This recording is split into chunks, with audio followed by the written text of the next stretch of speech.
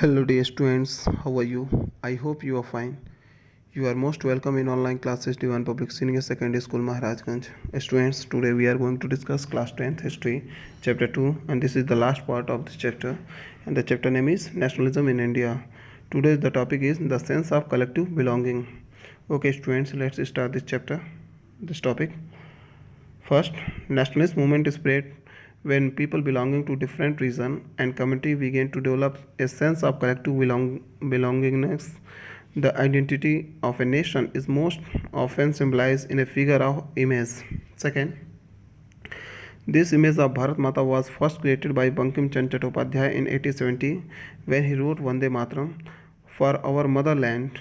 Indian folk song by Bards played an important role in making the idea of nationalism. In Bengal, Rabindranath Tagore and in Madras, Natesa Shastri collection of folk tales and songs which led the movement for folk revival. Third, during the Swadesi movement, a tricolor red, green, and yellow flag was designed in Bengal. It had eight lotus representing eight provinces and a crescent moon representing Hindu and Muslim. Fourth and the last point, means of creating a feeling of nationalism was through reinterpretation of history. The nationalist writer urged the reader to take pride in India's great achievement in the past and struggle to change the miserable condition of life under British rule. Students, let's understand this topic in the proper way. The sense of collective belonging यानी कि इसका मतलब होता है सामूहिक अपनेपन का भाव। क्या था इसको देखेंगे। राष्ट्रवाद की भावना तब पनपती है जब लोग ये महसूस करने लगते हैं कि वह एक राष्ट्र के अंग हैं, जब वे एक दूसरे को एकता के सूत्र में बांधने वाली कोई साझा बात ढूंढ लेते हैं। लेकिन राष्ट्र लोगों के मस्तिष्क में यथार्थ का रूप कैसे लाते हैं। विभिन्न समुदाय, क्षेत्र या भाषावाद से संबद्ध अलग अलग समूहों ने सामूहिक अपनेपन का भाव कैसे विकसित किया। सामूहिक अपनेपन की यह भावना आंशिक रूप से संयुक्त संघर्षों के चलते पैदा हुई।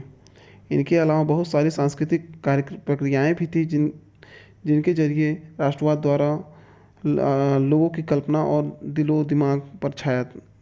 इतिहास व साहित्य, लोक कथाएँ व गीत, चित्र व प्रतीक सभी ने राष्ट्रवाद को साकार करने में अपना योगदान दिया था। जैसा कि हम जानते हैं कि राष्ट्र की पहचान सबसे ज़्यादा किसी तस्वीर में अंकित की जाती है।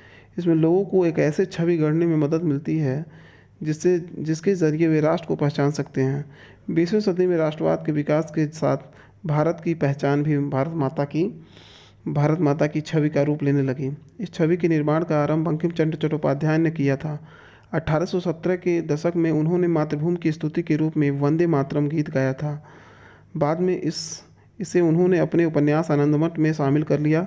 यह गीत बंगाल में स्वदेशी आंदोलन में खूब गाया गया। स्वदेशी आंदोलन की प्रेरणा में रवींद्रनाथ टैगोर ने भारत माता की विख्यात छवि को चित्रित किया। इस पेंटिंग में भारत माता को एक सन्यासिनी के रूप में दर्शाया गया। वह शांत, गंभीर, दैवी और आध्यात्मिक गुणों से युक्त दिखाई देती थी। आगे चलकर इस छवि को बड़े पैमाने पर तस्वीरों में उतारा जाने लगा और विभिन्न कलाकारों यह तस्वीर बनाने लगे तो भारत माता की छवि विभिन्न रूप से ग्रहण करती गई। इस मातृ छवि के प्रति श्रद्धा को राष्ट्रवाद में आस्था का रूप में माना जाने लगा। Okay students, this was the sense of collective belonging. Now this chapter has completed. Students, you will complete the important notes and you will learn all the important question which is the very important for board examination. Okay students, thank you.